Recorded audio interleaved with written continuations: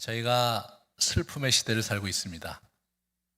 최근에 코로나 상황을 잘 극복했기 때문에 전 세계가 우리를 칭송하고 또 우리가 굉장히 자랑스럽게 생각하고 살고 있지만, 그러나 불행하게도 저희는 OECD 국가 중에서 가장 높은 자살률을 가지고 있습니다. 2위가 우리 일본인데, 일본과 우리를 비교해 보면 일본은 노년의 자살률이 큰데 저희는 젊은 사람들의 자살률이 아주 크다고 합니다. 그렇다는 것은 저희가 너무너무 불행한 시대를 살고 있는 거죠. 그러면 돌이켜보건대 70년대, 80년대 또는 그 이전 그 6.25 전후 시대 이렇게 돌이켜보면 지금보다 적어도 경제적으로나 물리적인 상황이 훨씬 더 어려웠고 힘들었어요. 지금 이 시대의 긴장이 사실 저희의 어렸을 때의 긴장과 비교해 볼 때 물론 굉장히 각박해지고 힘들어진 것도 있지만, 그러나 그렇게까지 심각할까? 이런 생각을 해볼 때는 고개를 갸우뚱하지 않을 수 없습니다. 왜 그렇게 됐는가? 슬픔에 대한 이해와 슬픔에 대한 처리 방식이 바뀌었기 때문입니다. 오늘 이 슬픔의 악덕을 우리가 이제 같이 하고 다음 주에 나트를 하게 되는데, 이 시대의 정중앙에 이 문제가 있고 한국교회 정중앙에 이 문제가 놓여 있습니다. 이것을 어떻게 슬기롭게 극복하느냐가 이 코로나 상황 속에서 그 이후의 시대를 우리가 살아가는 데 있어서 그 긴장 속에서 우리의 인생을 정말 복되게 살 수 있느냐의 굉장히 중요한 열쇠와 실마리가 여기에 있습니다. 그래서 오늘 메시지와 다음 주 메시지를 여러분들 잘 가슴에 담으시고 실천하시기를 권면합니다. 우리가 이 성경을 쭉 이제 슬픔이라는 단어를 제가 이렇게 찾아보니까 아주 재미난 현상을 발견했는데, 이 신약에는 슬픔에 대한 언급이 그렇게 많지 않아요. 단어도 2가지밖에 쓰질 않았어요. 구약에는요, 제가 그 단어 스터디를 하다 보니까 10개 했는데도 아직도 더 남았어요. 그리고 그 슬픔이란 단어의 뉘앙스를 찾아내기가 너무나 어려워요. 그러면서 이스라엘 사람들은 슬픔의 도가니에서 살았구나. 근데 그렇다고 해서 로마 시대가 그럼 슬픔이 없었겠는가? 우리 초대교회 우리 성도들이 정말 그런 긴장과 핍박과 그런 아픔 속에서 그냥 거의 50% 정도가 노예인 그런 시대적 상황 속에 살고 있었던 그러한 초대교회 성도들에게 슬픔이 없었겠는가? 저는 그렇지 않다고 생각해요. 그들은 예수 그리스도를 만났기 때문에, 그리고 그 예수 그리스도 안에서 슬픔을 넘어서서 소망과 위로와 평강을 붙잡았기 때문에 신약은 슬픔에 대해서 그런 많은 얘기를 하지 않고 있습니다. 그럼에도 불구하고 8가지 악덕의 정중앙에 있다는 사실은 이 슬픔이 우리의 인생 여정에 아주 심각한 위치를 점하고 있다는 강한 증거입니다. 우리 시편에 잠깐 우리 인생의 길모퉁이에서 닥치는 슬픔에 대한 얘기를 잠깐 좀 같이 읽어보면서 우리가 슬픔의 세계에 한번 들어가 보도록 하겠습니다. 한번 보여주시죠. 내가 탄식함으로 피곤하여 밤마다 눈물로 내 침상을 띄우며 내 요를 적시나이다. 내가 눈이 근심으로 말미암아 쇠하며 내 모든 대적으로 말미암아 어두워졌나이다. 여기서 근심이라고 근심이라고 적혀 되어 있는데 저게 슬픔입니다. 영어는 sorrow라고 되어 있어요. 근데 이 슬프다라는 단어를 이제 다른 데도 쓰는데 신약에서 근심이라는 단어를 많이 써요. 성경에서 근심. 이게 단순히 그냥 우리가 이렇게 기분이 나쁘네, 좀 슬프다 이런 게 아니라 정말 이 슬픔이 우리의 내면에 쑥 자리 잡은 근심, 이것이 사실은 우리가 조심해야 될 덕목입니다. 계속해서 보시겠습니다. 나를 불쌍히 여기소서. 내가 고통 중에 있나이다. 내 눈이 슬픔으로 흐려지고 내 몸과 영혼도 그렇습니다. 슬픔으로 내 목숨이 끊어질 것 같고 한숨으로 내 인생이 꺼질 듯합니다. 내 죄악으로 내 힘이 빠지고 내 뼈들이 닳고 있습니다. 이 뼈가 상하는 거예요. 내 친구들도 나를 보고 놀라. 그들이 거리에서 나를 보아도 모른 척 피해갑니다. 내가 죽은 것처럼 잊혀진 존재가 됐고 깨진 질그릇 조각같이 돼버렸습니다. 인생이 풍지박산나고 아무도 자기를 거들떠보지도 않는 그런 상황에 누가 있었느냐? 다윗이 쓴 시입니다. 다윗과 같은 영적인 거장도 자신의 슬픔을 겪을 수밖에 없었고, 정말 그 믿음의 사람도 인생을 슬픔 속에 저렇게 처절하게 이렇게 들어간 적이 있었다는 사실을 저희가 잘 주목해야 되겠습니다. 그 다음에 넘겨주시면요, 나는 주를 생각하면서, 오늘 본문입니다, 속상했습니다. 원망할 수밖에 없었고 내 영이 어쩔 줄 몰랐습니다. 내 영혼은 위로받기조차 거절했습니다. 이분이 그냥 너무나 슬프고 또 어려운데, 이 문제가 뭐냐면 여호와께서 자기를 버리신 것 같은, 자기가 이 세상의 여러 어려움 속에서 그런 삶을 살고 있지만 여호와께서 영원히 버리신 것은 아닌지, 더 이상 은총을 베풀지 않으려시는가? 신실하신 사랑이 영원히 그쳤는가? 그의 약속이 영원히 끝장나 버렸나? 이런 질문이 이렇게 자꾸 올라오는 슬픔의 깊은 골짜기에 들어가고 있는 시인의 고백을 보게 됩니다. 아마도 여러분도 그런 저 구절구절이 와닿는 분들이 있을 거고, 아마도 지금 저 어느 모퉁이에서 여러분이 슬픔 속에 계시는 분들이 있을 거라고 생각을 합니다. 그러면 어떻게 우리가 그 슬픔을 헤쳐 나아갈 수 있는 것인가? 첫 번째, 우리 슬픔은 어떻게 발생하는가에 있어서 에바그리우스의 얘기를 좀 한번 같이 생각해 보겠습니다. 에바그리우스는 슬픔은 갈망하는 것을 이렇게 얻지 못했을 때 발생한다고 이렇게 정리를 했습니다. 마음에 두고 바라던 것을 얻지 못했을 때 슬픔이 오는 거예요. 이익에 대한 욕망에서 슬픔이 솟아나거나 분노의 뒤를 이어서 슬픔이 솟아난다. 슬픔이 막 오는 거예요. 갈망하는 것을 얻지 못한 데서 슬픔이 생기는 겁니다. 그러므로 이제 이 슬픔에 들어가면, 슬픔과 나태에 들어가면 이제 어떻게 되냐면, 이게 분노와도 엉키고 말이에요. 탐욕과도 엉키고 말이에요. 이 교만과도 얽히면서, 다음 주에 이제 나태와 엉키면서, 이게 우리의 이게 정서잖아요. 우리의 감정의 영역이잖아요. 그러므로 이게 이렇게 혼란스럽게 뒤틀리면서 우리 삶을 송두리째 망가뜨립니다. 이게 다음 주에 할 나태는 슬픔이 깊어지면서 이제 나태로 들어가게 되는데, 이 에바그리우스는 가장 악독한 덕목이다. 그 얘기를 우리에게 들려주고 있습니다.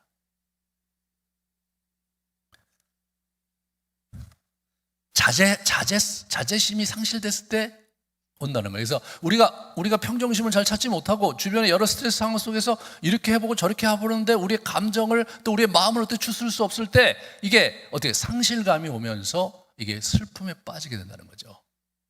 두 번째는 구체적인 어떤 것에 대한 상실, 재산의 손실이라든가 친구의 손실이라든가, 그렇죠? 자기의 사랑하는 사람을 잃었다든가, 그런 것들이 찾아왔을 때 우리가 슬픔에 들어가게 되는 거죠. 근데 문제는 요즘 우리가 경험하고 있는 것 중에는 이유를 특별히 찾을 수 없는 슬픔이 찾아오기도 합니다. 그것이 이제 우울증이라고 알려져 있는 정서, 그것이 또 우리 곁에 있습니다. 자, 그러면 이 슬픔의 역동과 근원을 한번 살펴보겠습니다. 자, 슬픔의 역동과 근원을 우리 누굽니까? 우리 존 카시아노스가 정리한 건데요. 욕구가 충족되지 않을 때 어떤 생각들이 부모 또는 이전 시대에 대한 기억으로 영혼을 이끌어간다. 그러니까 우리가 욕구가 이렇게 채워지지 않을 때, 우리 어렸을 때 있던 상처, 또 성장기에 있었던 그런 어려움들과 이렇게 클릭이 된다는 거예요. 그때 악한 영들이 그것을 공격을 한다는 거예요. 그래서 어떻게 되냐면 저항 없이 따라오는 영혼들을 사로잡아 슬픔에 빠지게 한다는 거예요. 그래서 그러니까 우리가 이제 그런 걸 쑥 들어가잖아요. 들어가면 어떻게 돼요? 이 친구가 쑥 그냥 악한 영이 슬픔의 영으로, 약간 우리를 슬픔으로 쑥 들여보내는 거예요. 이 시대는 감정을 정당화하는 그런 문화 속에 살고 있어요. 우리가 슬픔을 느끼는 게 이상하게 생각되질 않는 거예요. 분노는 문제가 되는 거죠. 분노를 처리해야 돼. 내가 분노를 했으면 내가 또 죄를 졌구나. 내가 그러지 말았어야 되는데. 근데 내가 슬퍼한다. 슬프지 말았어야 되는데. 이렇게 생각하는 그런 문화가 지금은 아닌 거죠. 잘 생각해 보세요. 이게 이제 우리는 어렸을 때 슬퍼하면 야단 맞았어요. 네가 지금 젊은 애가 뭘 그렇게 찌질하고 그러냐? 뭐 이렇게 슬퍼하고 우울하게 왜 그렇게 있어? 야단 맞았죠. 야단 맞고 어른들 앞에 막 눈물을 흘리면 아주 호되게 질책을 받았습니다. 예. 그 시대는 슬플 시간이 있냐? 네가 젊은 놈이 지금 슬퍼할 시간이 있냐? 이렇게 윽박지름을 당했어요. 요즘은 슬퍼하는 사람을 그렇게 윽박지르면 큰일 납니다. 큰일 나요. 왜 그러냐면 내가 슬퍼하는 게 아니라 슬픈 게 나다라고 받아들이기 시작했어요. 예? 슬픈 느낌을 갖고 있는 게 나다 이거예요. 그 정체성으로 받아들이는 거예요. 그러니까 내가 슬픈 거에 대해서 문제를 제기하면 그건 나를 건드리는 거예요. 나를 건드리는 거예요. 그게 나예요. 내가 슬퍼하고 있는 게 나야. 근데 그게 아니에요. 실제로 내가 슬퍼하는 거죠. 내가 슬픔을 느끼고 있는 거예요.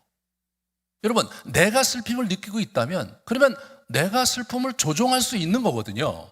근데 슬퍼하는 내가 나라면 내가 슬픔을 조정할 수가 없잖아요. 그것은 나의 본질이고 나 정체성이니까 여기에 큰 착각이 있는 겁니다.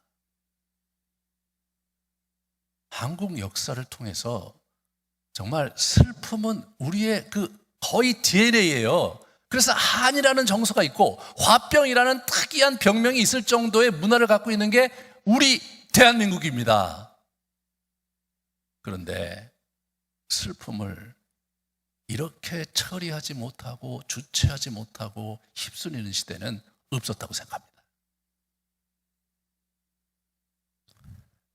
성경은 우리 선배들은 그것을 악덕의 정중앙에 슬픔이라는 아주 심각한 괴물을 자리매김하고 있다는 사실을 우리가 주목해야 되겠습니다. 그거 좀 보여주세요. 예, 그러면 실제하지 않는 것들에 대해서 이렇게 떠올리면서 비참해진 영혼은 과거의 회한에 빠지고 갑자기 영혼이 비참해져요. 그래서 막 슬픔에 쏙 들어가 버려요. 거의 허들이 없어. 그냥 슬픈 거에 쏙 들어가는 거예요. 우리가 음악도 막 슬픈 음악을 듣고 있으면 막 그거에 동화되면서 내가 슬펐던 기억이 쭉 가잖아. 이게 저는 개인적으로 김광석 씨의 이등병의 편지 참 좋아하거든요. 제가 군대 갈 때 아주 똑같은 정서였기 때문에 가끔 그걸 들으면 제가 군대 곧 들어가는 것 같아요. 군대 갔다 오신 분들은 알겠지만 제대한 지 10년이 됐는데 계속 영장을 받잖아요. 꿈에 영장을 계속 받아. 야, 그거 진짜 분명히 나는 갔다 왔고 얘기하는데 기록이 없어요. 그래서 다시 입대를 하는 그런 거 그런 꿈 꾸신 분 손 들어보세요. 한번 그런 꿈 꾸신 분들 많아요. 굉장히 많아요.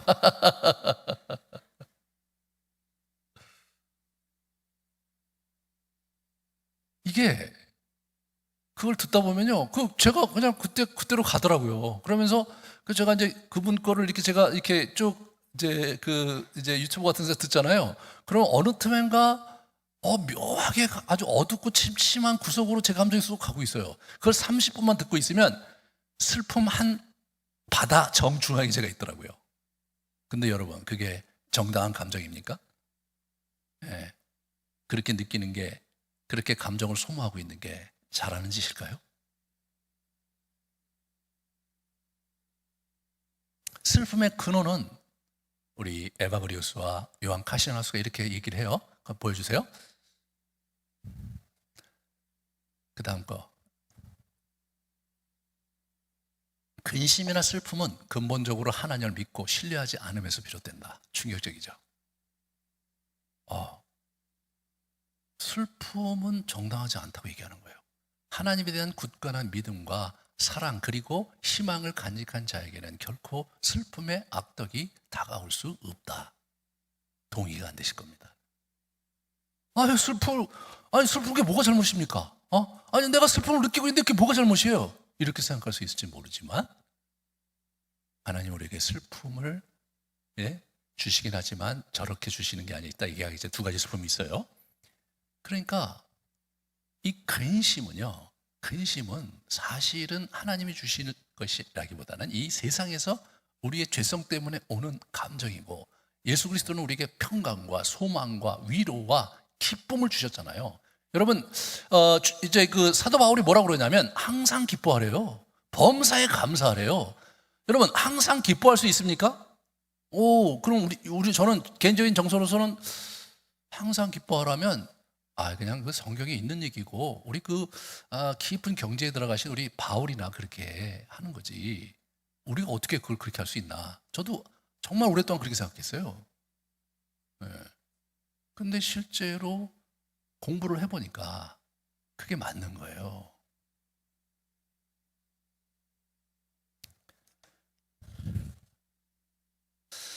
우리가 여기서 이제 뭡니까? 이 영혼을 갉아먹는 이 슬픔의 위력에 대해서 한번 더 생각해 보겠습니다. 이 요한 카시아누스는 슬픔에 쌓인 영혼은 좀 먹은 옷과 벌레 먹은 나무 같다, 이렇게 얘기했어요. 예, 벌레 먹은 나무예요. 좀 먹은 옷. 여러분 어렸을 때 이제 좀 먹은 걸 모르시는 분이 있을지 모르겠는데, 이 좀이 먹잖아요. 옷이요, 그냥 헐렁헐렁 구멍이 뻥뻥 뚫려서 힘도 메가리도 하나도 없어요. 갖다 버려야 돼요. 나무가 벌레를 먹잖아요. 그래서 이제 나뭇잎이 다 죽죠. 그리고 이제 이렇게 이제 나무가 있는데 이렇게 툭 하면 그냥 쓰러져요. 푹 하면 쑥 들어가 버려요. 우리 영혼이 그렇게 푸석푸석해지고 힘이 없고 생명력이 없어진 형태로 만드는 게 뭐냐? 그게 슬픔이라는 거예요. 이게 무시무시한 놈이라는 거예요. 그러므로 슬픔에 빠져 있는 거에 대해서 다시 생각해 보셔야 돼요. 내가 슬픔에 빠져 있는 것은 뭐냐?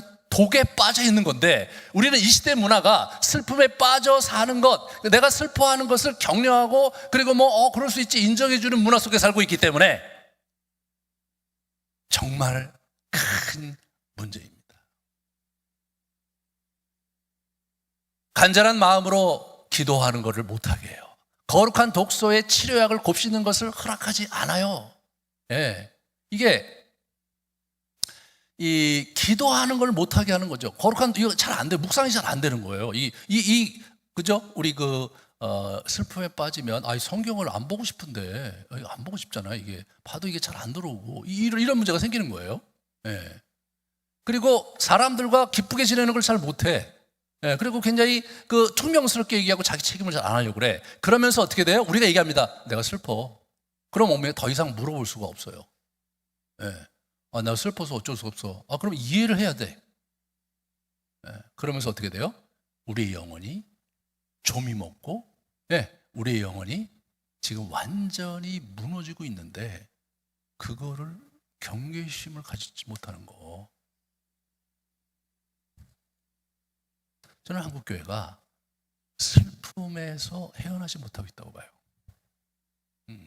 그래서 나태로 가버린 거예요. 기도하는 불길이 없어져 버렸어요. 왜? 정말 탐욕을 가지고 열심히 뭘 해보려고 그랬는데 성취가 안 일어나고 하나님의 도우심이 별로 없는 것 같아. 분노도 하고 막 그러다가 그 상실감 속에 슬픔에 많이 빠져 있는 거예요. 하나님도 만나지 못하는 그런 현실 속에 있는 거예요, 우리가. 그러다 보니까 막 공허하잖아요, 예배 드리는 게. 여기 와서 하나님의 임재도 없고 하나님을 만나지도 않는데 너무 공허해. 그러니까 이게 진짜 어려운 거죠. 신앙생활이 점점점 어려워지는 거죠. 하나님을 경험하고 만나는 기쁨이 자꾸자꾸 없어지는데, 왜 그러냐?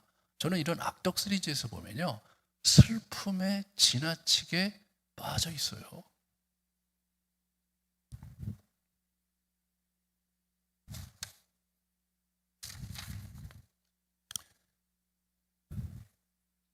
그 다음 걸 이렇게 보여주시면, 유익한 권고를 파괴하고 꾸준함을 마음에서 몰아낸 후에 살인적인 절망으로 지성을 파괴하고 압도해요. 이게 지성이 파괴되는 거예요. 생각 자체가 정지돼. 아니, 지금 내가 슬프다는데 그게 무슨 말씀이세요? 이해가 잘 안 돼요. 그래서 이게 어떻게 됩니까? 감정과 논리가 따로 놀잖아요. 지금 한국 사회가 그렇게 되고 있어요. 지금 오히려 논리를 얘기하는 사람이 비인격적이 되는 시대가 되고 있어요. 참 이런 면에서 야, 이거 문화가 그러니까 이게 참 어려운 거죠. 구원에 대한 절망을, 그죠? 절망하게 하는 슬픔은 구원에 대해서 가장 위험한 영혼의 절망을 불어넣는데, 가장 심각한 게 뭐냐면 뉘우치지 못하게 하는 거예요. 자기 생을 포기해. 가룟 유다가요, 뉘우치질 못한 거예요. 이 사람이 자기 선생님을 팔았어요. 근데 감당을 못 하겠는 거예요. 너무 슬픈 거예요. 그래서 그 돈을 바꾸려고 하는데 바꿔주지 않아. 돈을 막 버려요. 그 감당을 못해. 이분이 어떻게 됩니까? 자살하잖아요. 그분이 그 슬픔 속에서 헤어나지 못해서 자살하신 거예요. 얼마나 파괴적입니까, 여러분?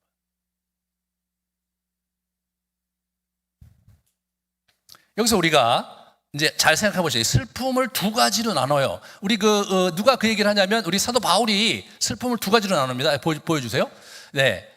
하나님의 뜻대로 하는 근심은 후회할 것이 없는 구원에 이르게 하는 회개를 이루는 것이요. 네. 하나님의 뜻대로 하는 근심이 있어요. 또 하나는 뭐냐면 세상 근심이 있어요. 그건 뭐냐? 사망이에요. 사망이에요. 이게 얼마나 위험한 겁니까, 여러분? 실제로 자살하는지 않을지언정 영혼이 죽어버리는 거예요. 있으나 마나한 힘도 없고 생명력도 없는 그러한 좀비 크리스찬이 되는 거예요. 좀비 크리스찬이. 이게 어디서 왔느냐? 이게 슬픔에서 왔습니다. 슬픔은 어디서 왔느냐? 갈망이 충족되지 않아서 온 겁니다.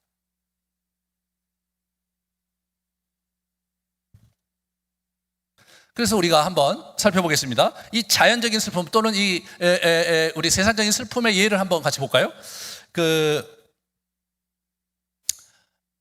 시편 6편이에요. 내 뼈가 떨리니 주님 나를 고쳐주십시오. 내 마음은 걷잡을 수 없이 떨립니다. 나는 탄식만 하다가 지치고 말았습니다. 밤마다 짖는 눈물로 침상을 띄우며 내 잠자리를 적십니다. 사무친 우라로 내 눈은 시력까지 흩어지고 대적들 등살에도 하도 울어서 눈이 침침합니다. 잠 못 이루고 우는 거예요, 이 사람이요. 시편 6편입니다. 다윗의 시예요. 대적이 있어서 기력이 세요. 너무나 힘들어갖고 너무나 슬퍼서 어떻게 해볼 도리가 없어서 이분이 저렇게 그냥 축축 가라앉고 있는 거죠. 저분이 시 쓰면서 주님께 나아가서 고쳤죠. 저거 못하면 어떻게 돼요? 그냥 영원히 죽어버린다는 말이에요. 두 번째로 하나님의 뜻대로 하는 그런 슬픔이 있는 거죠. 내 잘못이 바로 내 머리에까지 미쳤다. 이게 자기 그 죄책감이 확 올라온 거예요. 하나님 앞에 이 죄책감이 이렇게 해갖고 막 무거운 짐을 내가 견딜 수가 없다는 거예요. 그러면서 내 몸에 상처가 골마터져 악취를 내니 이 모두가 나의 어리석음 때문이다. 이 영혼의 이 악취를 얘기하는 거죠. 더 떨어질 데 없이 무너져 내린 이 몸 온종일 슬픔에 잠겨 있습니다. 이 몸이 이토록 쇠약하여 이지러졌기에 가슴이 미어지도록 신음하며 울부짖습니다. 이분이 어느 인생의 길목에서 지금 이 자기 죄 때문에 아주 그 무거운 짓눌림 속에서 그런 시간을 보내고 있는 거예요.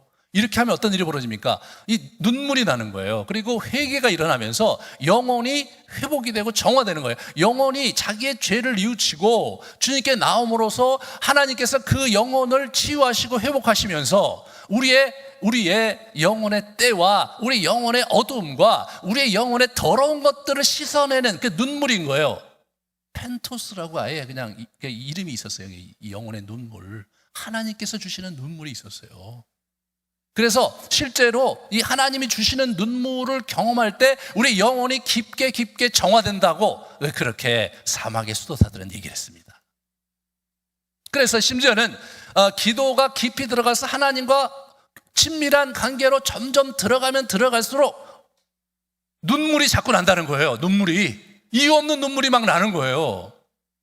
그래서 막 교회에 들어와서 예배를 드리는데 막 눈물이 쏟아지고, 기도를 시작하려고 하는데 눈물이 쏟아지고, 뭐 찬양을 드리려고 하는데 그 임재 속에서 눈물이 막 이렇게 쏟아지는 거죠. 하나님에 대한 간절한 갈망, 그분에 대한 사랑에 대한 간절한 갈망이 있는데 그분 앞에 나가기에는 너무나 비참하고 수치스럽고 부끄러운 나의 모습 때문에 견딜 수 없는 울음을 예? 견딜 수 없는 슬픔이 거기서 나오는 거거든요.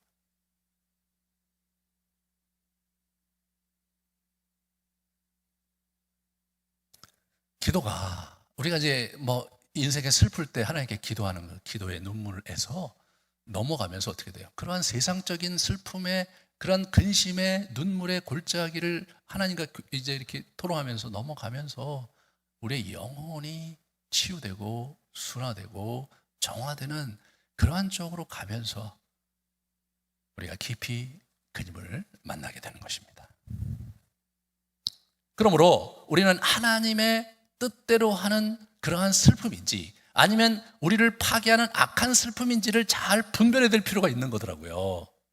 예? 내가 정말 회개의 그 열매를 이루는, 그렇게 하면서 슬프면서 하나님께 좀 더 가까이 가고 그분의 은혜에 감사하고 내가 좀 더 경건해지는 그런 슬픔을 겪고 계신 것인지, 아니면 이 세상살이가 너무나 힘들고 자기가 얻고자 하는 것을 못 얻었기 때문에, 또는 너무나 큰 그 상실이 있기 때문에 상실에 대한 자기 연민에서 나오는 슬픔인지를 잘 분별하셔야 된다는 겁니다.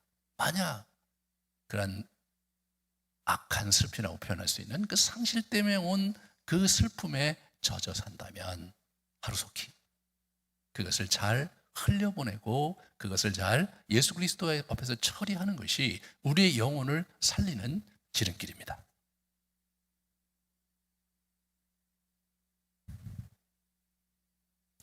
자, 그러면 우리가 그 슬픔을 치료하는 그러한 부분에서 우리 에바우리우스부터 한번 같이 생각해 보겠습니다. 에바우리우스가 얘기한 모든 세속적 쾌락을 멀리하라. 왜냐하면 세속적 쾌락과 세속적인 어떤 그런 어떤 물질과 욕망에 대한 기대감이 있기 때문에 슬픔이 오니까 그거를 멀리해라. 야, 저건 진짜 감당할 수가 없더라고요. 다행히 그는 수도승이었고 저에게는 수도사들이 하는 얘기니까 여러분과 저에게는 조금 익스큐즈가 되는 겁니다. 그죠? 그런 거 아니에요. 그리고 우리 전도서에 보면 즐겁고 먹고 마시고 잘 지내라는 얘기도 있으니까 좀 헤어나가 주시면 좋겠어요. 저거는 이제 사막의 수도사들이 적용해야 될 그런 내용인 것 같고요. 그 다음부터 자신을 살펴 마음의 중심을 잡아라 이거예요. 자신을 살펴 마음의 중심을 잡아라. 이런 부분이 굉장히 중요해요. 우리 마음의 중심을. 그래서 중심을 잡기 위해서 어떻게 합니까? 슬픔의 악덕이 다가올 때 우리는 더 열심히 기도해야 된다. 그러니까 어떤 분이 그러더라고요. 아니, 슬픈데 기도를 열심히 해요?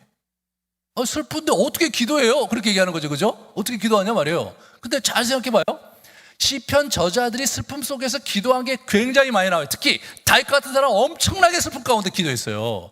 그래서 사막의 수사들도 시편을 늘 암송했거든요. 지난 시간에 말씀드렸듯이 하루에 그냥 150편 암송하는 것이 주요 기도의 하나의 프로그램이었어요. 그런데 기도로 나아갈 수 없다면 여기서 어떻게 기도합니까? 기도가 안 되는데요? 그럼 어떻게 돼요? 이미 슬픔을 넘어서서 나태로 들어간 거예요. 네, 나태로 들어간 거예요. 더 심각한 지경으로 간 거예요. 이게 정말 어려운 겁니다. 이 신앙생활을 하신 지 오래되셨는데 기도가 잘 안 되시는 분들은 잘 고민해 보셔야 돼요. 기도를 배우지 않아서 못 하실 수도 있어요. 근데 예전에는 기도를 그래도 곧잘 했는데 잘 안 된다. 그러면 그 기도를 안 하시는데 왜 안 하냐? 이거 잘 생각해 보셔야 돼요. 다음 주에 꼭 나오세요. 다음 주에 꼭 나오세요. 이 기도 중에 근심의 악령이 덮어버리잖아요. 그러면 우리가요, 어떻게 돼요? 없어져 버리는 거예요. 이게 뭐가 문제냐면 슬퍼하는 게 나라고 생각하거든요. 내가 슬픔을 느낀다고 생각하지 않고, 그러니까 그걸 다 받아들이잖아요. 악한 영이 그냥 요리하기가 너무 싫고, 너 슬퍼하는데 야, 네가 이러고 있을 때가 아니지. 야, 기도는 뭐하러 하고, 야, 오늘 같은 날은 예배 드릴 필요가 뭐가 있냐. 네가 지금 예배가 드려지냐? 네가 그 슬픔인데 네 시간을 가져야지.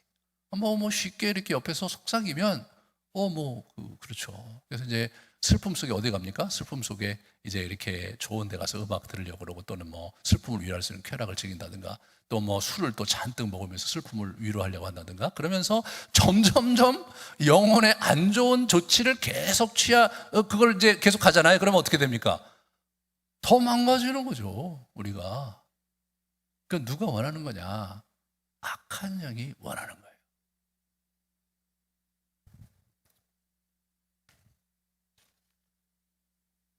그러므로 우리는 기도해야 되는데 중요한 건 뭐냐면 어떻게 기도하느냐가 중요한 거예요. 어떻게 기도? 그거 좀 이따 말씀드릴게요. 그 다음에 제가 이제 안티레티코스를 봤어요. 우리가 한번 보여주세요. 우리 에바구리우스가 한 그 다음 거. 이 슬픔의 악령으로 인해 삶에서 도망가지 않도록 조심해야 된다. 이게 뭐냐면 갑자기 이제 모임에 안 나오고 자기가 잘 연락하고 교제했던 사람들과 막 끊어. 소그룹도 잘 안 해. 막 이런 식으로. 이게 뭐예요? 이 슬픔에 빠지니까 혼자 있고 싶거든요. 그러니까 그걸 자꾸 도피한단 말이에요. 누가 원하는 거냐? 악령이 원하는 거예요. 그럴 때일수록 가서 위안을 받고 위로를 받고 자기 슬픔을 나눌수록 가벼워진다는 거 아닙니까? 그죠? 그걸 같이 나누면서 도와달라고 그러고 격려도 받고 말이에요. 커피 한 잔도 마시면서 얘기도 하고 그러셔야 되는데 그게 이제 안 되는 거예요. 그렇게 되면 어떻게 됩니까? 더 심각한 지경에 가는 거죠. 우는 사자가 삼킬자를 찾듯이 다니고 있으니까 조심하라고 누가 얘기했냐면 우리 사도 바울이 얘기했어요. 우는 사자가 뭐 하는 놈이냐? 우는 사자가 이렇게 얼룩말들이 쫙 있으면요, 그 무대 이렇게 딱 지키고 있다가 그러다가 누구를 보느냐? 혼자 떨어져 있는 외톨이를 건드리는 겁니다. 그래서 거기 이제 눈치채 갖고 얼룩말의 때에 순놈이 딱 하고 신호를 주면 한쪽으로 와 하거든요. 근데 한 놈은 이쪽으로 혼자 이렇게 줄을 가요. 그러면 이 사자들이 와 가는 게 막 엄청나게 많으니까 제가 볼 때는 어렸을 때 제가 볼 때 참 이상했거든요. 엄청나게 많으니까 여러 마리를 가서 사자가 8마리, 9마리 가갖고 한 마리씩 딱 잡으면 될 것 같은데 그렇게 안 하더라고요. 옆으로 비실비실 딴 데 가는 놈 잡아먹는 거예요. 사자의 밥이 되는 거예요. 일단 공동체에서 일탈시키면 요리하기 쉽거든요. 무서운 겁니다, 여러분. 그런데 안티레티코스를 보면서 제가 너무나 놀랐어요. 안티레티코스가 이제 우리 에바그리우스가 슬픔에 악덕이 올 때 어떻게 대처하는지 쭉 나오는 건데 저는 이렇게 생각했어요. 시편에 있는 여러 가지 위안의 말이 많이 슬픔에 대한 노래가 많고 거기서 정말 여러 가지 위로와 이런 거 얻는 게 굉장히 많으니까 뭐 그런 걸 얘기 많이 했을 것 같은데 그게 아니에요. 출애굽기, 신명기, 여호수아에 엄청나게 패시지를 할애했더라고요. 가나안의 영적 전투, 광야와 가나안의 영적 전투에 초점을 맞춘 그런 구절들을 막 계속해서 이제 집중을 했고요. 시편과 욥기에 정서적 호소의 말씀이 있긴 한데 많지 않아요.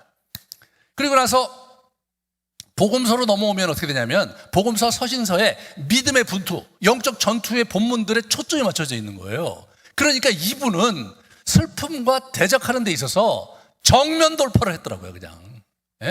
그냥 전쟁 한 복판에서 이 적을 맞이할 때 그 적과 그냥 돌 던지고 활 쏘고 포 쏘고 총 쏘고 싸우고 치열한 전투를 했더라고요. 저 안티레티코스를 보면서 제가 너무나 놀랐어요.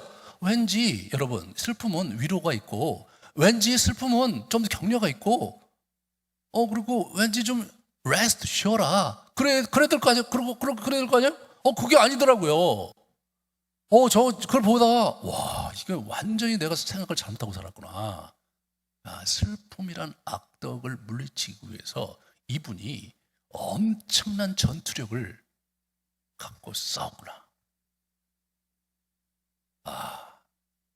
대단합니다. 여러분, 탐식, 정욕, 그죠? 탐욕 이런 거 있잖아요. 이런 거는 그냥 눈에 쫙 보이잖아요. 그러니까 우리가 이거 하면 안 되는데 이런 자의식이 있어요. 이런 자의식이 있어요. 그죠? 그러니까 어느 정도 선에서 그래도 균형을 갖출 수 있는 신앙생활을 하시는 분들은 그래도 긴장이 있으니까. 슬픔에 무슨 긴장이 있습니까? 아무런 긴장도 없는 거예요. 슬픔에는 거의 무기를 사용을 안 해. 그냥 슬픔에 쑥 들어가 있는 거예요. 그리고 이제 위로받으려고 그러고 이제 하나님 날 도와주셔야 될 거라 사실 이렇게 생각을 하는 거예요. 그게 전혀 틀린 말은 아닌데 그게 다여서는 안 되는 거예요. 존 카시안의 치료법은 먼저 정신이 항상 영적 묵상에 전념하도록 해야 된다. 이 영적 묵상에 대해서 굉장히 많은 얘기를 했고요. 이분이 이제 현세적인 것이 아닌 영원한 것에 대한 소망과 약속된 복에 대한 묵상 이런 거 해야 된다. 장차 이 말 영원한 것을 자꾸 보고 즐거워하라 그런 얘기를 하는 거예요. 네. 현재의 사건 때문에 낙심하지 않으며 행운 때문에 흥분하지도 않고 그것들 모두를 무상하고 헛된 것으로 여기면서 영원한 것을 바라봐라. 오, 대단한 겁니다. 여러분, 우리 요한계시록이 이제 우리 반모섬에서 우리 소아시아의 그 환란과 핍박 가운데 있었던 7교회 쓴 우리 요한이 쓴 그 묵시서잖아요. 거기에 그 엄청난 핍박이 있었거든요. 우리 그 당시에 정말로 이 로마가 이제 이 황제 숭배를 방해한다고 생각하니까 얼마나 압제를 많이 했는지 몰라요. 그러한 상황에서 뭘 주는 거냐? 요한계시록이요. 그러한 엄청난 이 짐승 부대가 우리를 괴롭히고 우리를 막 사망의 음침한 골짜기로 이제 이게 들어가는데 결국은 백마 타고 오신 기사인 예수님께서 재림하셔서 그냥 일거에 무너뜨리시면서 그러면서 20장, 21장에 그들을 영원한 불목 가운데 던지시고 새 예루살렘과 새 에덴을 이제 창설하시면서 그러면서 우리들을 그곳에서 다시 이 땅에서 흔형이 즐겁게 예수 그리스도와 함께 왕노릇할 세상을 우리에게 허락해 주신다는 거예요. 우리의 눈물을 닦아주시고 더 이상 영원히 슬픔과 그리고 눈물이 없는 그 세상으로 우리를 초대해 주신다는 거예요, 여러분. 그게 요한계시록이거든요. 그들이 굉장히 슬프지 않았겠습니까? 그들의 삶이, 여러분, 정부가 핍박하는 게 얼마나 힘든 겁니까, 여러분? 그런데요, 그 당시는 오면은 잡아다가 죽였어요. 그러면 집안 전체를 완전히 풍지박산 내면서 지도자들 죽이고 그리고 재산 몰수하고 그리고 다 노예로 팔아버렸어요. 그게 핍박이었다고요. 얼마나 슬픈 겁니까, 여러분? 그러한 슬픔이 가득한 초대교회의 밖에 속에 있는 그리스도인들에게 그게 요한계시록을 위로로 주신 거예요. 실제로 그 요한계시록을 보면서 그들 200년의 어둠의 골짜기를 돌파해 나갔어요. 어떻게 가능한 것이냐, 이게 영원한 기쁨을 바라보면서 그리고 하나님께서 궁극적으로 우리에게 주실 그 아름다운 것들과 축복의 그림을, 그 영상을 그 머릿속에, 가슴속에 간직하면서 슬픔을 헤치고 소망과 믿음의 행보를 했던 것입니다. 여러분, 이 슬픔을 다루는 데 있어서 가장 중요한 것이요, 이미지를 다루는 겁니다. 영상을 다루는 거예요. 영상을 지배하는 자가 우리의 감정을 지배합니다. 지금 이 영상 문화에 있기 때문에 이게 참 조심하셔야 돼요. 그러므로 그 얘기를 우리가 좀 이따 하도록 하겠습니다. 그 다음에 이 존 카시안이 아주 중요한 말을 했어요. 죽은 자가 걸을 수 없듯이 깊은 절망에 빠진 사람은 스스로 헤어날 수가 없다. 그러므로 주변의 사람의 도움이 절실히 필요하다는 거예요. 이미 거의 빠져버리면, 우리 도입부에서는 뭘 해볼 수가 있는데 빠진 사람은 못 나온다는 거예요. 혼자서 못 나와요. 그러니까 그걸 도와줘야 돼요. 그러므로 이 공동체가 해야 될 역할이 굉장히 큰 거예요. 지금 우리가 그걸 해야 되는 거예요.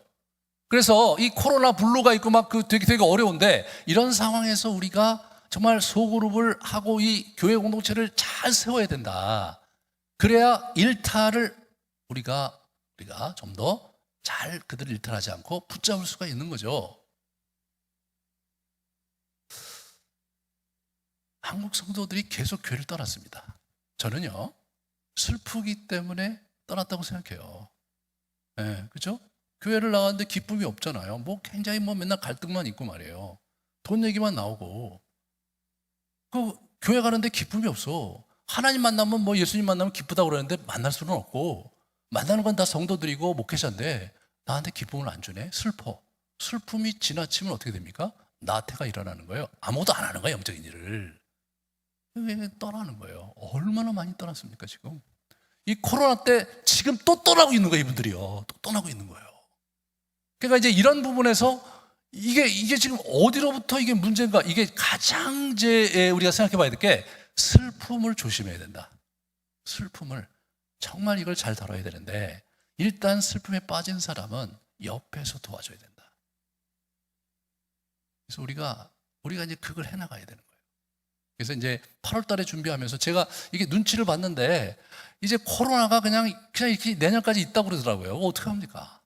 근데 이제 그러면 이제 우리도 이제 약간 적응이 됐잖아요. 적응이 돼서 이제 마스크 쓰고 그리고 이제 이 적당한 거리를 유지하면서 몇 가지 조치를 취하면서 그러면서 이제 만날 수가 있는 거예요.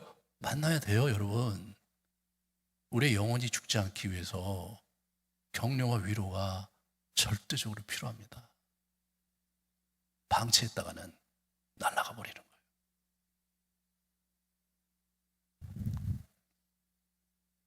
네 번째로는 자기 안에 있는 그 뭡니까?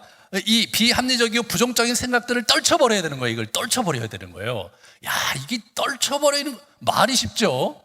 이 떨쳐버리기가 정말로 어렵겠죠. 저걸 어떻게 떨치느냐? 네. 결국 슬픔이라는 그러한 감정이 왔을 때 긍정적인 생각과 헌적인 사고를 가지고 떨쳐버리면 되는데 그게 안 돼요. 왜? 그 감정이 나를 먹어버리기 때문에 그게 안 되는 거거든요. 오늘 그냥 어떤 사람이 얘기하는데 기분이 되게 나빠요. 근데 제가 뭘 해보려고 하는데 잘 안 돼. 그럼 어떻게 돼요? 오늘은 그냥 일진이 안 좋았구나. 그냥 맛있는 거나 먹고 가서 푹 자야지. 아무 문제 없습니다. 근데 갑자기 하는 것마다 안 돼.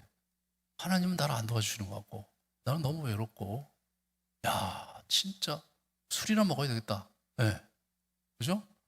요즘 그냥 저희 성도들이 더러더러 술 먹는 사람들이 있다는 얘기를 듣는데 제가 그냥 속상해 죽겠어요. 아주. 네. 뭘 자랑이라고 목사 앞에 자꾸 뭐 먹는다고 그러지 모르겠어요. 네. 절제하십시오, 여러분. 그런 거예요. 자, 이제 그럼 우리가 어떻게 그걸 극복할 것이냐? 첫 번째로 말씀 중심 기도를 고수하고 지속해야 되겠다. 말씀으로 가야 되는 거예요. 이 영적 전투라는 것은 말씀을 하는 거거든요. 말씀이 없으면 이게 안 되잖아요. 그래서 우리가 이제 그 출애굽기나 신명기나 여호수아 이런 본문들을 이제 이렇게 우리가 공부하고 또 연구하고 이렇게 가야 돼요. 그래서 이제 우리가 이제 8월 달은 이미 이제 나왔고 9월 달부터는 이제 그런 본문으로 이제 그루터기를 만들려고 그래요. 본문 자체를 바꾸려고 그래요. 이제 전투하는 그런 본문으로 해야 되겠다. 이거 이렇게 놔둬도 안 되겠다는 생각이 들었고요. 두 번째, 시편과 욥기를 묵상하며 슬픔과 고통을 토로해야 돼요. 이게 굉장히 중요합니다. 자, 같이 보시죠. 시편을 우리가 보면서 그걸 토로해야 돼. 나의 영혼이 번민하고 종일토록 마음에 근심하기를 어느 때까지 하오며 내 원수가 나를 치며 자랑하기를 어느 때까지 하리까. 자기의 심정을 이렇게 토로하는 거예요. 내가 외롭고 괴롭습니다. 내 마음에 근심이 갈수록 더하니 나를 이 괴로움에서 끌어내 주소서. 내 괴로움과 고통을 보시고 내 모든 죄를 용서해 주소서. 내 적들이 얼마나 많이 드러났는지 그들이 얼마나 나를 미워하는지 보소서. 수치를 당하지 않게 해 주소서. 이렇게 나오는 거예요. 그러니까 여기서 이제 우리가 잘 봐야 될 게 뭐냐면 자신의 그 부정적인 감정과 슬픔을 주님께 있는 그대로 이렇게 토로한다는 거예요. 토로한다는 거예요. 점잖게 있는 게 아니에요. 주님, 제가 슬픕니다. 저를 도와주세요. 이렇게 점잖게 기도하는 게 그 기도가 아닌 거예요. 제발 좀 그렇게 기도하지 마세요. 내가 간 거, 주님, 내가 돈이 필요합니다. 돈을 주세요. 이런 거는 괜찮아요. 그건 막 울면서 해. 막 돈이 필요하다고 막 울면서 해. 그런데 자기의 슬픔을 고백할 때 너무나 심플해. 주님, 제가 슬픈데 위로해 주세요. 그게 말이 됩니까, 여러분? 슬픈 거는 진짜 슬프게 얘기해야죠. 여러분, 친구가 와서 아무개야, 난 제가 슬프거든. 밥 좀 사줘. 그래? 오늘 시간이 없는데 다음에 와. 그러겠죠. 울면서 진짜 이런 때문에 견딜 수가 없다. 어떻게 사람들이 그럴 수 있는지 모르겠다. 나 어떻게 잠도 제대로 못 자. 어디다 하소연할 데도 없는데 너라도 만나러 가서 왔어. 그러면 내일 와 이렇게 얘기합니까? 너 힘들구나. 좀 기다려. 이렇게 되죠. 그리고 우리 하나님은 다 아시니까 그렇게 한다고 생각하지 마세요. 제발 좀 그런 식으로 하나님을 우습게 생각하지 마세요. 이게 뭐냐면 하나님이 인격적이신 분이잖아요. 그럼 모세오경도 보면요. 자기 감정도 막 표현하는데 그리고 모세가 막 감정 표현하고 이렇게 하면서 이분이 껄쩍지근하게 살기 원하시는 분인데 점잖게 예수님 나 슬픕니다 이렇게 얘기하지 말라는 거예요.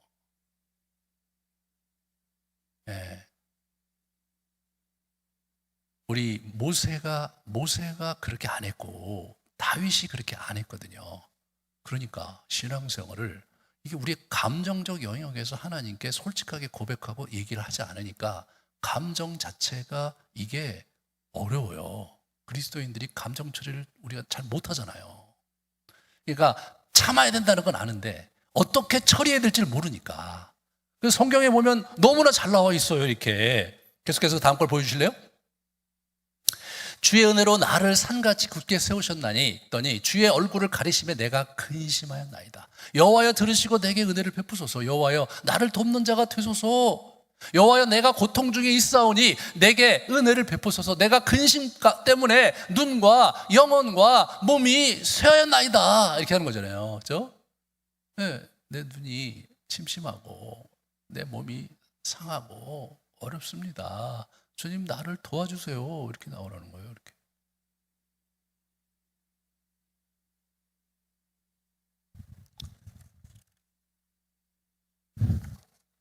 그 다음 걸 보여주시면요. 이제 우리가 뭘 봐야 되냐면요. 그러면 그 슬픔 속에서 어떻게 헤쳐나오는 걸 봐야죠. 그죠? 자, 이제 어떻게 되냐면 내 생각도 정리하고 그리고 내가 전략적으로 어떻게 전투해야 되고 말씀을 가지고 이게 이제 뭐예요? 연구하면서 돌파해야 된단 말이죠. 그 슬픔을 버려야 돼. 이런 거는 아무리 얘기해도 소용없어요. 슬퍼하는 사람한테. 아니 지금 그게 안 돼서 그러는데 기도 더 많이 해라 그러면 안 돼서 그러는데 그러면 이제 목사님 같은 분이 해주시고 목사님 좀 기도해 주세요. 이렇게 나오겠죠. 그죠? 그렇게 되는 거예요. 그건 답이 아닌 거예요. 뭔가 근본적인 조치가 필요한 거예요. 그죠? 네, 뭔가 그 슬픔에 머물러 있지 않고 슬픔이라는 구덩이에 나와서 현실을 직시하면서 하나님을 바라보면서 내 길을 갈 수 있는 전환점을 가져오는 모멘텀이 필요한 거예요. 그죠? 그게 이 시편 77편에 아주 잘 나와 있는 거예요. 내 영혼은 위로받기조차 거절했습니다. 나는 주를 생각하면서 속상했습니다. 원망할 수밖에 없었고 내 영이 어쩔 줄 몰랐습니다. 여호와께서 영원히 버리시려나? 더 이상 은총을 베풀지 않으시려나? 그 신실하신 사랑이 영원히 그쳤는가? 그 약속이 영원히 끝장나 버렸나? 뭐 이런 것들이 그냥 계속 어떻게 돼요? 감정이 골짜기에 나에게 계속 들어가는 거예요. 그 다음 걸 보여주세요. 그때 나는 또 이르기를 가장 높으신 분께서 그 오른손을 거두시는 것 이것이 나의 슬픔이로구나. 우리가 세상에 뭐 이런저런 일 때문에 뭐 고통받을 수 있고 슬퍼할 수 있고 그건 너무 힘든데 그래서 내가 의지할 분이 하나님이신데 하나님께 나와서 막 기도하는데 말씀을 안 하셔. 기도하는데 응답이 없어. 그게 슬픔이죠. 그게 슬픔인 거예요. 여러분은 응답을 잘 받고 사십니까? 여러분은 하나님의 음성을 듣고 사십니까? 예, 이게 참 어려운 거죠. 기도를 많이 나름대로 하고 막 10년 막 신앙생활 했는데 하나님께서 나에게 말씀하시는 게 잘 안 느껴지고 생생하지도 않고 그러면 이렇게 그냥 드라이하고 건조하게 말씀을 있는 그대로 그냥 따닥따닥 암송하고 이렇게 하면서 가다 보면 내 의지가 발동이 돼서 그래서 내가 그 하나님 원하시는 길을 갈 수 있는 거냐? 아니죠. 사람은 그럴 수가 없어요. 그렇게 가는 사람들이 다 이상한 사람들인 거죠. 예? 자기 감정이 안 따라가는데 신앙생활을 잘한다고 하고 있는 것은 다 이상한 사람이죠. 그렇잖아요? 거기에서 율법주의가 나오고 거기에서 그런 어떤 권위주의가 나오고 거기서 위선이 나오는 거죠. 예수님께서 그 당시에 그런 사람들이 서경과 바리새인들인데 그 위선에 대해서 아주 역겨워하셨습니다. 감정은 전혀 처리가 안 된 채 겉으로 원리로 자기를 딱 무장을 해서 그거를 의지로 지키며 사는 사람들, 그 무서운 사람들인 거예요. 예수님이 제일로 힘들어하신 분들이 그런 분들이었거든요. 예수님은 막 감정적이신 분이잖아요. 가다가 무화과나무가 열매가 없으니까 화를 확 내서 저녁 때 와보다 보니까 그게 말라 비틀어졌어요. 아니 뭐 그러실 것까지 있어요, 여러분? 아니 그럼 무화과나무가 무슨 죄예요? 때가 안 돼서 열매가 없었는데 그거 무슨 죄예요? 그냥 기분 나쁘니까 화를 내셨어. 그럼 화를 낸 정도에서 끝나야 되는데 얼마나 화를 냈으면 그놈이 죽었어. 예수님은 이렇게 감정 표현을 하고 사신 분이에요. 이 독사의 새끼들아, 이 해칠한 무덤 같은 놈들아, 막 대놓고 욕하셨어요.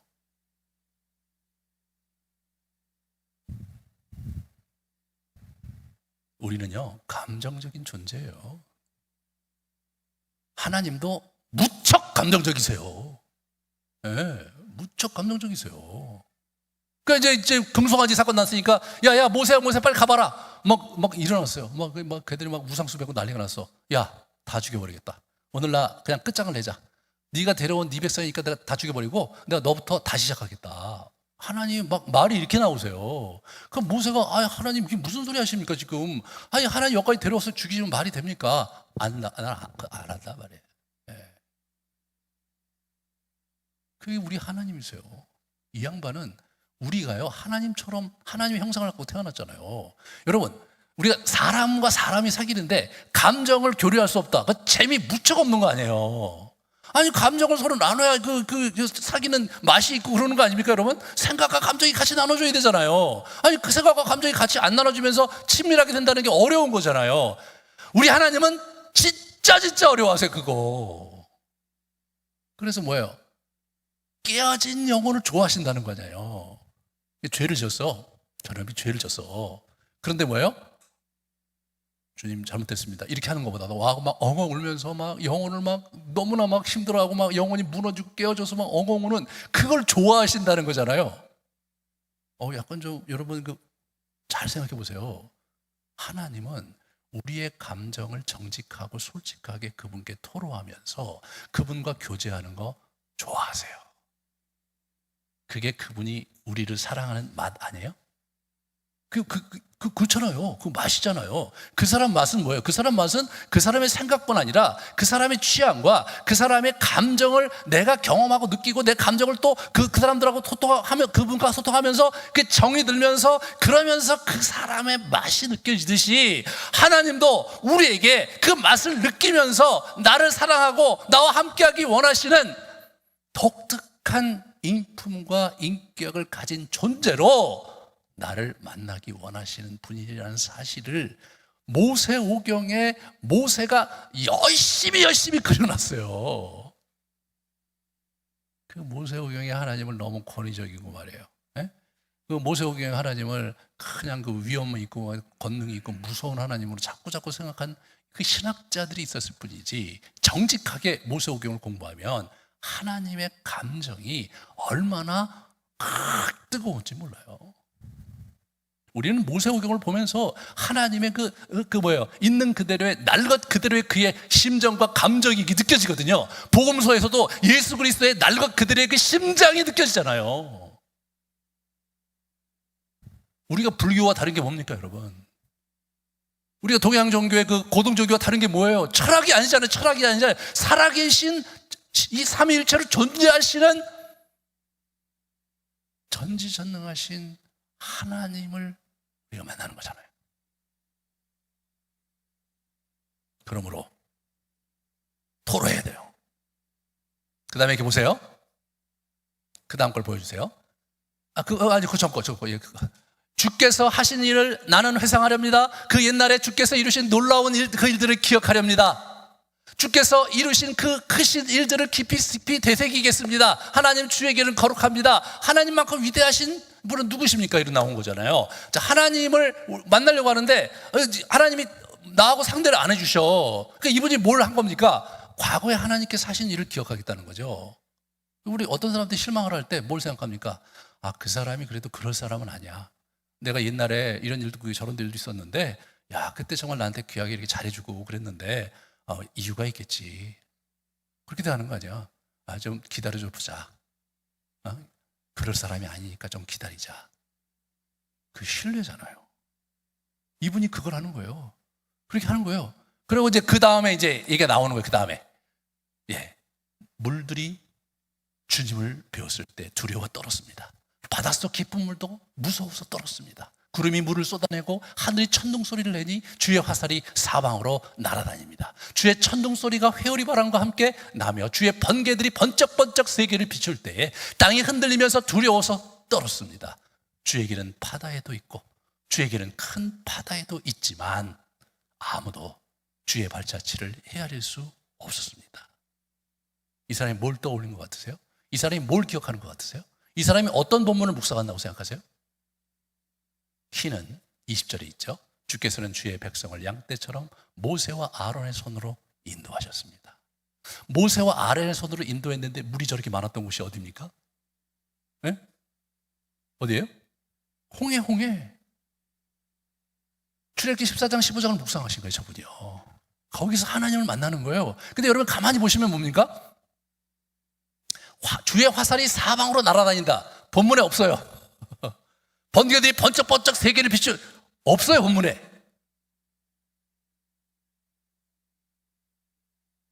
본문에 들어가서 그 새롭게 연출되는, 하나님께서 새롭게 이 사람을 위해서 연출하시는 장면을 만난 거예요. 이게 만난 거예요. 이게 우리 교회에서 지금 하고 있는 이미지 묵상의 성경적 근거입니다.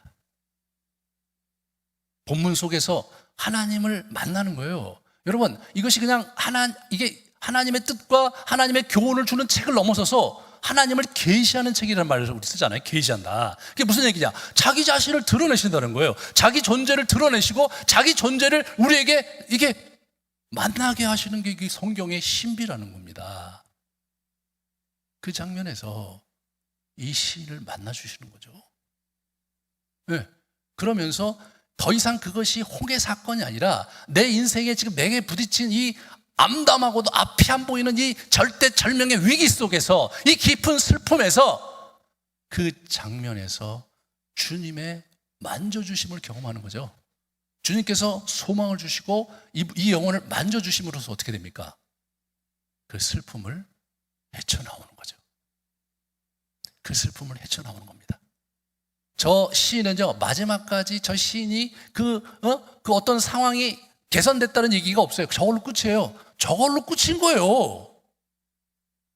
이 사람은 그 본문을 묵상하면서 그 본문에서 하나님의 임재를 체험하면서 자신의 감정의 골짜기를 넘어선 거죠. 그러면 어떻게 됩니까? 이제 현실을 현실로 보면서 하나님의 말씀의 원리와 하나님의 진리 가운데 살아내면 되는 거예요. 그죠? 하나님이 함께 하시니까.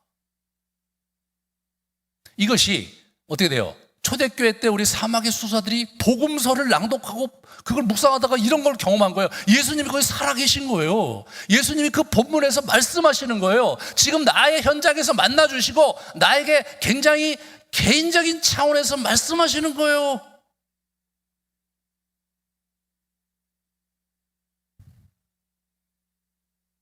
그래서 이번에 우리 지금 이번 기수가 25명 하고 있는데, 이분들이 이제 그 한 달 정도 지나니까 많은 분들이 예수님을 거기서 인격적으로 만나세요. 그분 앞에서 울고, 그분 앞에서 질문했을 때 주님의 음성을 좀 깨우침을 받는 부분도 있고, 어떤 분은요 그냥 예수님 오셔서 막 안아주시고, 그거 안아주시는 것 때문에 울고, 어떤 분은 그냥 예수님이 힘드신데 예수님 손잡고 막 예수님 쫓아가다가 막 울면서 가신 분도 있고.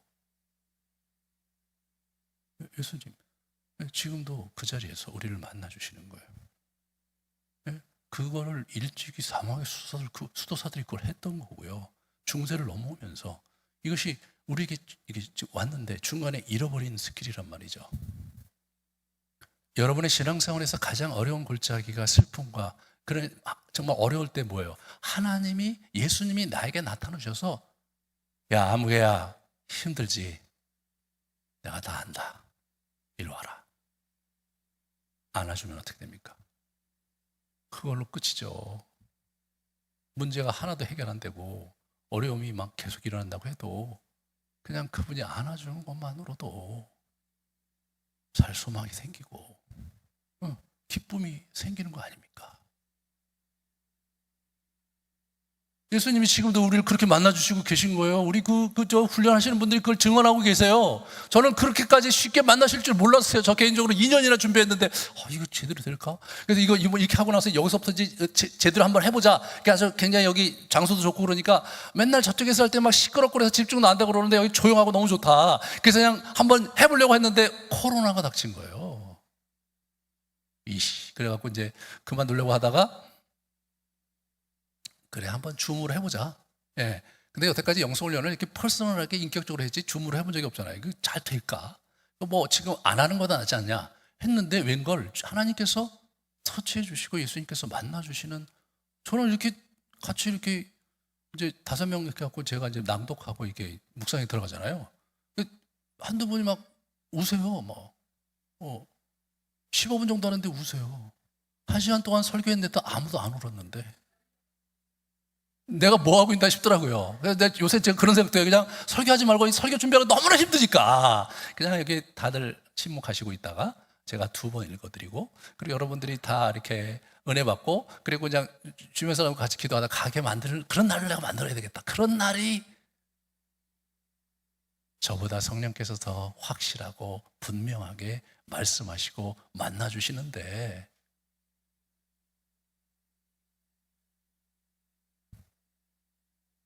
이 전환이 되는 거잖아요. 이게 여러분, 이 마음의 상태가 완전히 전환이 되는 거예요. 그죠? 슬픔이 나를 먹는 게 아니에요. 슬픔은 이제 이게 쓱 밀어내고, 슬픔이 예수님이 나를 안아주시고 나를 만나주시고 말씀해 주셨단 말이에요.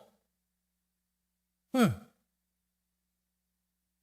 엊그저께 하는데 저기 겟세마네 동산에 있는 예수님을 이렇게 뵀는데 제가 여기 옆에서 막 졸았어요. 저도 막 제가 안 졸 리가 없죠. 그래서 여기 졸았는데 우리 우리 제자들하고 예수님이 얘들아 아직도 나하고 자냐? 근데 제가 눈이 딱 마주쳤는데 이분이 눈이 빨개지더라고요. 완전히 피눈물이. 제가 보면서 너무나 험악해, 얼굴이 험악해 보이셨어요. 너무나 죄송한 거예요. 또 잤구나. 아휴. 근데 이분이 가자 그래 가시는 거예요. 제가 뭐 듣자마자 미안해갖고 예수님 죄송해요 했더니 그냥 가시는 말 안 하시고, 예수님 정말 죄송해요. 말 안 하시고 확 안아버려. 제가 확 안았어요. 그랬더니 웬마 내가 널 싫어서 그러는 게 아니라 내가 지금 심각해서 그러는 거야. 아휴.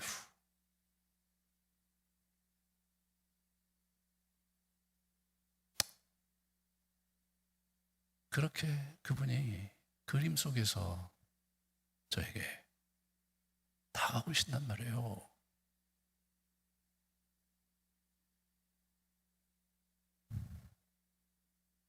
여러분, 이러한 영성, 이러한 묵상 훈련이 하나님과 동행하는, 예수님과 동행하고 그분을 마주 대하는 그런 현실감이, 현장감이 있을 때 슬픔이 극복될 수 있고 나태도 극복될 수 있고, 그렇게 되는 거 아닙니까 여러분? 그런 체험이 없는데 그게 어려운 거죠. 어려운 거잖아요 여러분. 근데 예수님과 우리 하나님이 그런 대안도 없이 그렇게 하라고, 그런 정말 이상한, 야 항상 기뻐해 인마 이렇게 대안 없이 그러실 분이란 말이에요. 그분이 그런 게 아니더라고요.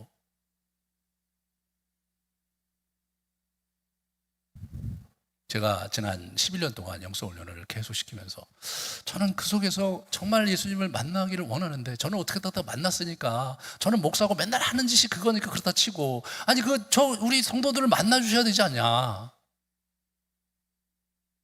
미국에서 이마우 크리스티 이렇게 하는 분들하고 그때 만났는데 성도들한테 한다고 해서 놀래더라고요. 성도들한테 해요? 그럼 당신들은 성도들한테 안 합니까? 우리는 아직 그렇게 안 하고, 아직 우리는 목회자들에게 합니다.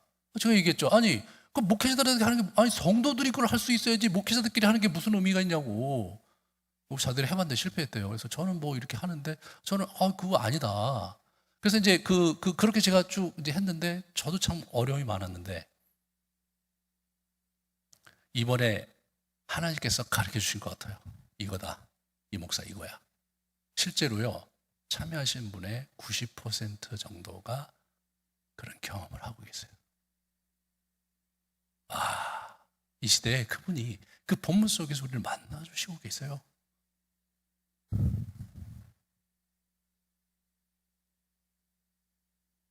저는 너무나 자랑스럽습니다. 저는 하나님께 너무나 감사합니다. 우리에게 그런 은혜를 주신 하나님께 너무너무 감사합니다. 지난 10년 동안 우리가 그렇게도 어떻게 해보려고 했는데 드디어 이분이 문을 열어주시는구나. 그런 게 없는데 슬픔이 극복되겠습니까 여러분? 그런 하나님의 임재와 예수 그리스도의 따뜻한 온정이 느껴지지 않는데 이 세상의 슬픔을 우리가 어떻게 견뎌낼 수 있겠냐 말이에요. 우리 초대교회 성도들이 복음서에서 예수님을 만나고 그러면서 동행했던 거더라고요.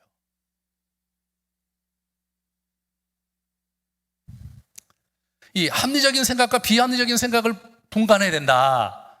그런 것들이 이제 그 다음부터 가능한 거죠. 그죠? 슬픔을 대처하는 성경적 사고방식을 습관화하는 게 중요한 거예요. 거짓 교훈과 거짓 생각을 버려야죠. 한번 같이 이렇게 보여주세요. 그러니까 슬픔이나 근심, 우울증은 합리적인 생각과 만나야 긍정적으로 발전할 수 있는 거죠. 그죠? 이게 슬픈데, 이거 생각이 잘못됐지. 근데 그 괜히 그럴 필요가 뭐 있어? 뭐 살다 보면 그럴 수 있으니까 너무 신경 쓰지 말자. 그렇게 가야 돼요, 우리가요. 근데 그냥 그게 덜까덜 걸려갖고, 어떡해.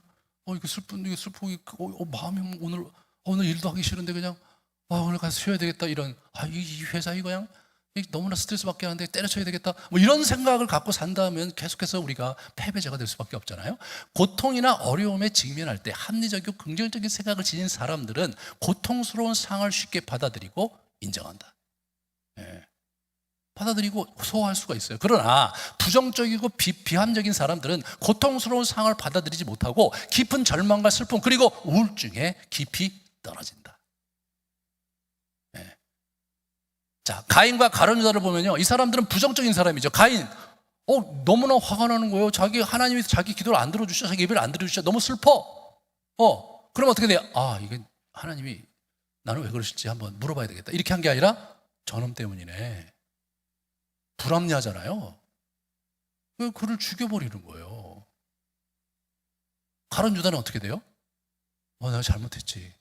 하나님께서 회개해야 되는 게 아니라 나 같은 놈이 어떻게 회개해? 내가 선생을 팔아먹었는데 내가 어떻게 회개해? 죽어야지. 이게 무서운 거죠. 한나는 어떻습니까? 분인 나가 자기 자꾸 괴롭혀요. 애기가 없어. 분인 나면 애가 있는데 너무 슬프죠, 여자로서. 그 슬픔을 가지고 주님께 나아가는 거예요. 근데 이분이 그 슬픔을 가지고 주님께 나아가면서 뭘 보냐면 시대적 상황을 보는 거예요. 네? 시대적 상황을 보는 거예요. 삼손이 지금 막 잡혀갔거든요. 삼손과 동시대 사람이에요. 그러니까 이제 지금 나라가 너무나 이 사사시대에 암울하고 암담하잖아요. 거기서 이 사람은 뭘 생각한 거냐면 내가 가진 한 여인의 애를 낳지 못하는 슬픔은 조그마한 슬픔이다. 지금 이게 나라 전체가 영적으로 어두컴컴하고 앞이 안 보이는 이런 상황 속에서 이 상황을 극복할 수 있는 하나님의 사람이 필요하지 않냐. 이 사람이 기도 내용이 바뀐 거예요. 그죠? 한나가 그렇게 기도해서 사무엘이 오면서 시대가 바뀐 겁니다. 다윗은 어때요? 진짜 나쁜 놈이죠. 남의 전쟁 나간 자기 부하 여자하고 잠자리를 같이 해서 애가 생겼어요.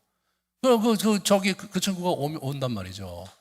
그럼 어떻게 돼요? 제가 생각하기에 왕이니까 미안하다 그러고, 야, 너 더 좋은 여자 줄 테니까 내가 얘하고 살아야지 어떡하냐. 내 애 낳았는데. 그렇게 하든가, 뭐 어떻게 슈를 써야 될 것 같은데, 제일 이분이 훌륭한 조치를 했다면 제가 보기에는 왕직을 내려놓고, 그렇죠? 그리고 사표를 내고 초야에 묻혀서 바세바 데리고 살든가 어떻게 했어야 될 것 같아요. 그게 인간이죠. 근데 이 사람은 자기가 땅에 엎드려서 7일 동안 금식하고 기도하잖아요. 그러면서 다시 하나님을 붙들고 용서를 받으면서 왕직, 하나님께서 주신 자기의 유업을 다시 붙들고 일어난단 말이에요. 일어난다고요. 그것이 슬픔을 제대로 극복하는 방식인 거예요. 사랑하는 여러분은 어떻게 슬픔을 극복하고 사십니까?